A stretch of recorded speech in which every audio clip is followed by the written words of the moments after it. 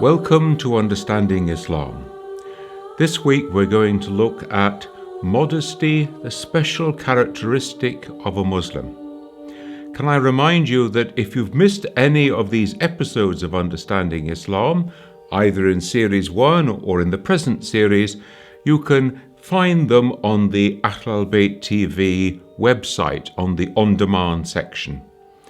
And in this week's talk, there are quite a lot of Quran references, and if you want to find those, then you need to go and download the article that goes with this talk from my own website. So there was an occasion in which Prophet Muhammad was asked about different religious communities. And he said that different religious communities had different characteristics. So the followers of Jesus, for example, are supposed to be characterized by being tender-hearted, because Jesus is the prophet of a compassionate heart. And then he went on to say, and my community will be characterized by modesty. So modesty, therefore, the special characteristic of a Muslim. One of the very few Arabic words that has entered into people's consciousness when they think about Islam is the word hijab.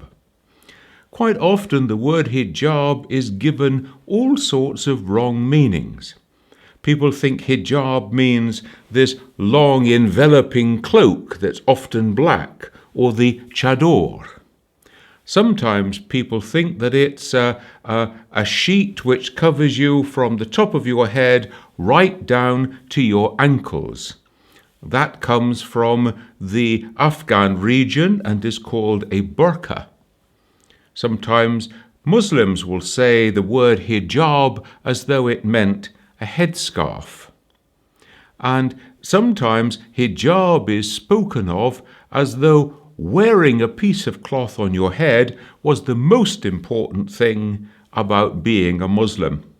So let's explore this concept of modesty. And let's begin by looking at the way that the word hijab is used in the Quran.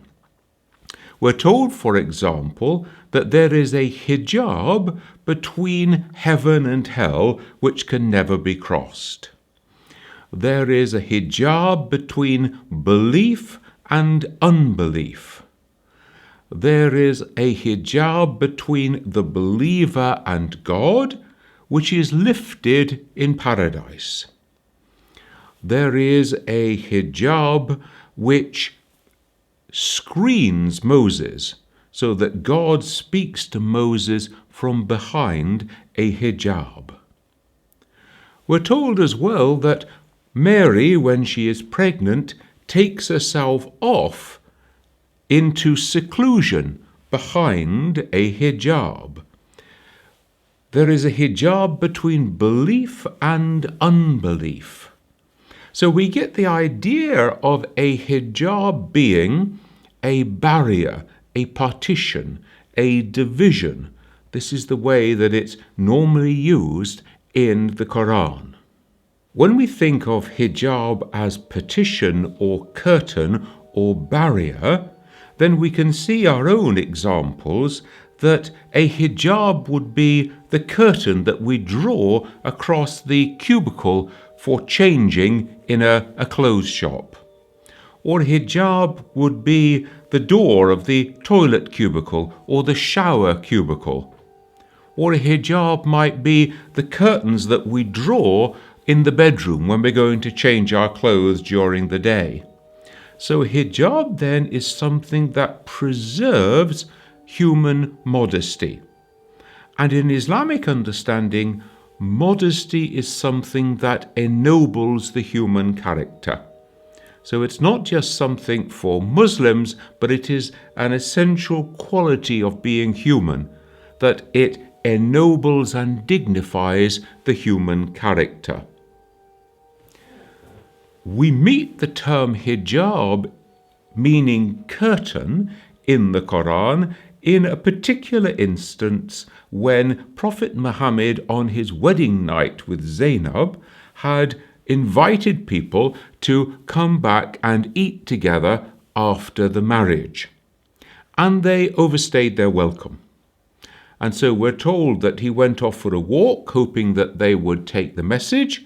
And he came back and they still hadn't gone. And then he went off again and came back, and eventually they got the message. And he drew a hijab across the room to divide it between the intimate sphere, where he was going to be with his wife, and the public sphere, where other people could come, where he could be consulted by people. So that we get the idea of a hijab or curtain dividing off different spheres of human activity. Now, we can actually think of three spheres in this sense. There's the intimate sphere, which is the marital bedroom. There is the family sphere. We're all family together. And then there's the public sphere. That is, when anybody is welcome to be present. Now, if you think about it, different sorts of behavior, of speech, and of dress are appropriate in these three different spheres. So we can think of the kind of conversation that one might have in the intimate sphere, one wouldn't have in the public or in the family sphere. The way that one dresses in the family sphere may not be the same as the way that one dresses in public when other people are present. So we can think of being divided then into three spheres in which there's a different code of conduct for each. A code of speech, of actions, and of dress. Each of these being divided by a hijab. So in Muslim understanding, modesty is a human characteristic that ennobles the human being. But Muslims are particularly called to show an exemplary form of modesty in their speech, in their actions, and in their dress, as though they are pointing to this human quality by the way that they conduct themselves. So Muslims are opposed to public nudity, for example. So changing rooms should have private cubicles, not communal changing rooms for everyone, even in the way that dead bodies are prepared for burial. So that a dead body is to be washed by people from the same sex, and indeed the body is to be washed underneath the covering of a sheet, so that you do not gaze in death upon that which you shouldn't gaze on in life. So a very real sense of modesty ennobling human condition. When the Quran comes to speak about this concept, the first verse is addressed to men, and it says, "You are to lower your gaze, to guard your modesty, and God knows best what you do." And then the same verse is repeated again to women. So modesty is something for the human being, it's not a concern for women. The Quran begins by saying you are to lower your gaze so that we can see the eyes are the way in which external images enter into our hearts, enter into our human condition. If you look at things that are going to provoke all sorts of thoughts which are immodest, then you're going to be feeding these lower desires within oneself. To be sexually attracted to someone is a natural part of being human. But the Muslim tradition is saying we must discipline that. We must rise above just giving in to our natural attractions. Now, unfortunately, advertisers also know about this. And the way that they provoke us and make us want to buy their goods is by showing us images. The images can be shocking, they can contain nudity, they can be provocative, they grab our attention so that we want to buy their things. This sort of visual temptation then leads to desire, and the desire leads to action. So this we can call then hijab of the heart. The way that our heart expresses its deeper emotions is with our tongue. This is the way that we speak, not just the content of our speech, but also the manner of our speech. We can say things in a way that is flirtatious, that elicits a sexual response from somebody else. So both content and manner of speech must be brought under control and discipline in this way. But not just speech, but the way that we walk, the way that we stand, can provoke immodest thoughts in other people. They're a way of showing the intention of our hearts. So this stage we can call the hijab of the tongue and the hijab of the body. If we turn now to thinking about dress, I dress in a certain way, first of all to preserve my own modesty, but secondly to help other people preserve their modesty as well. So it's a two-way process. There is no such thing as Islamic dress. The way that a Muslim would dress in Iceland or in sub-Saharan Africa or in Europe or in China would be very different by culture, different by temperature and climate. What there is, however, are Muslim principles for dress, and these principles are then put into practice in different cultures, in different climates around the world. And these principles are essentially twofold. First of all, that the material from which our clothes are made should not be see-through. And secondly, that they should be loose-fitting. They do not reveal the contours of the body. This is why you will often find Muslim men and women wearing garments that hang from the shoulder, like the Arab abaya, for example, or from the Indian subcontinent, the shalwar kameez, because they cover up the whole of the body and they do not reveal the contours, whether one's moving or sitting or going about one's normal practice. It is perfectly possible to cut, for example, a Western business suit in a way which conforms with Islamic principles.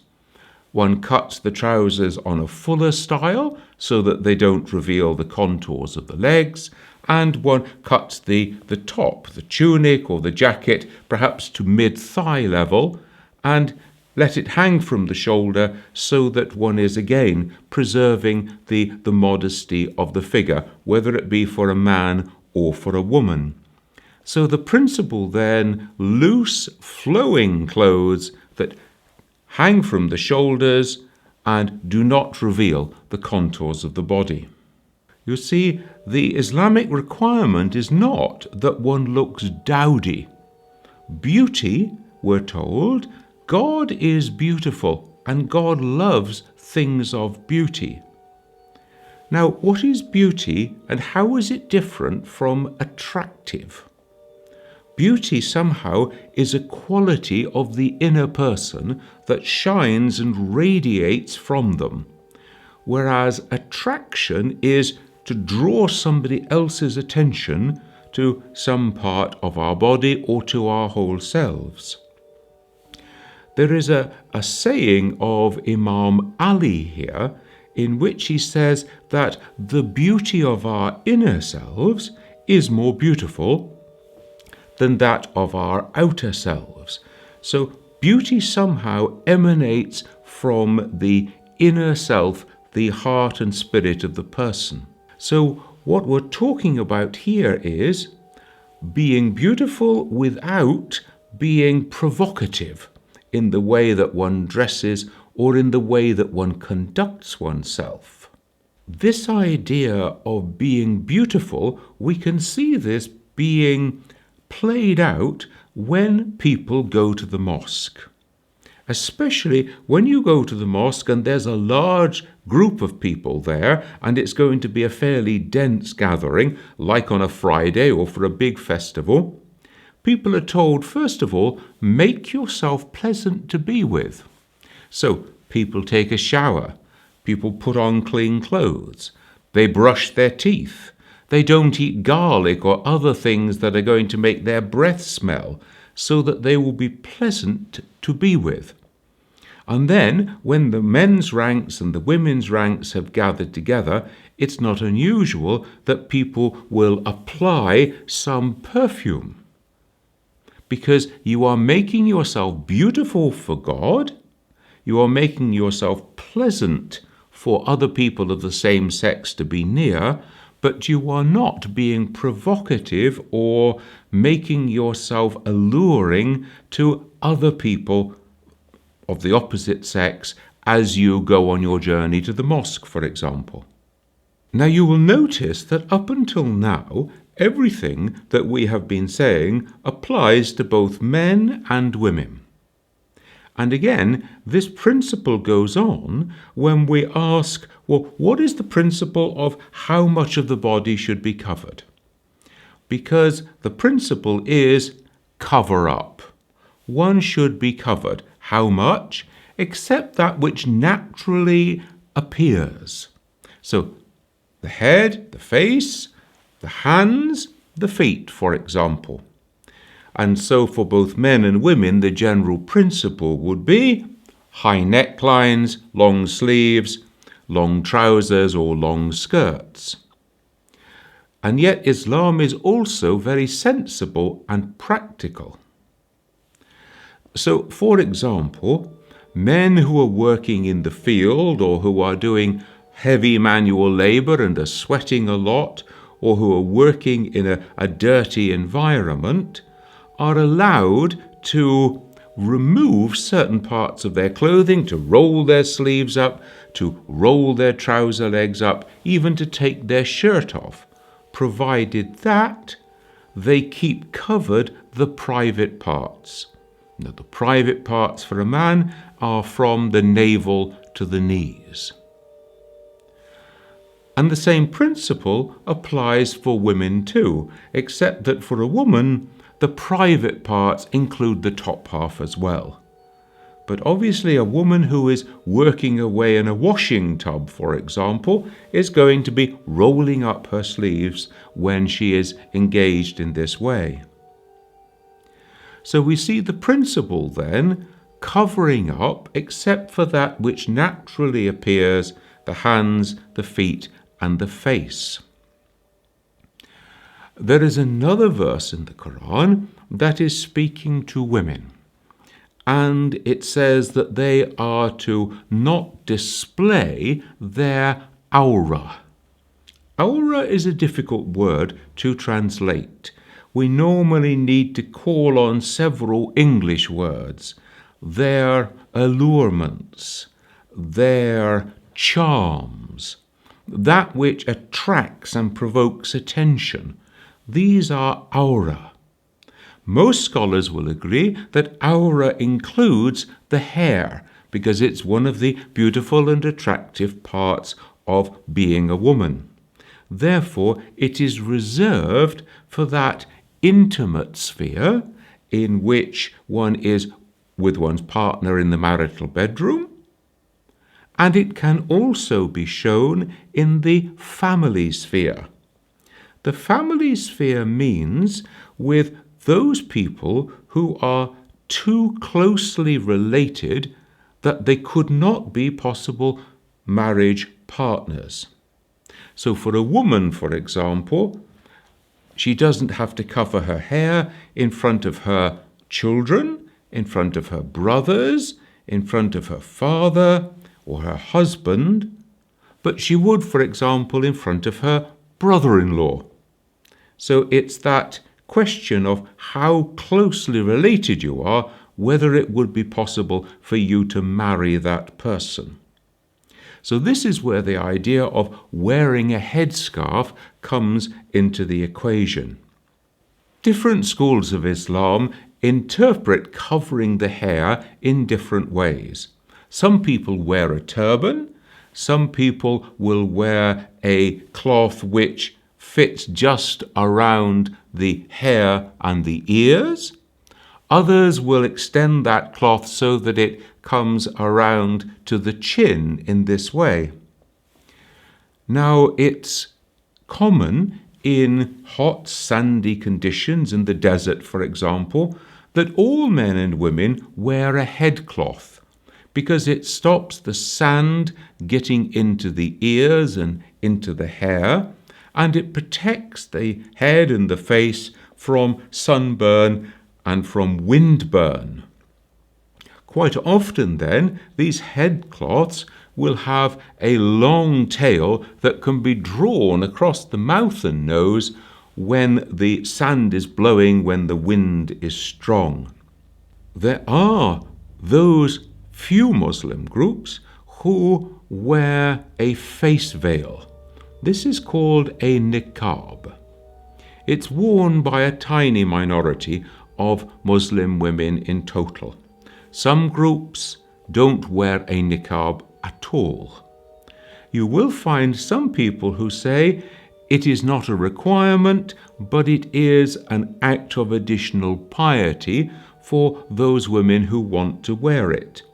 And it's worth noticing that as Islam spread into different cultures, it met different ways that women would cover themselves. So Persian high-class women, for example, would wear a face veil that just left the eyes revealed. So these are often cultural differences that come in different places around the world. Join me next week when we're going to talk about the rituals associated with birth and death in the Islamic tradition.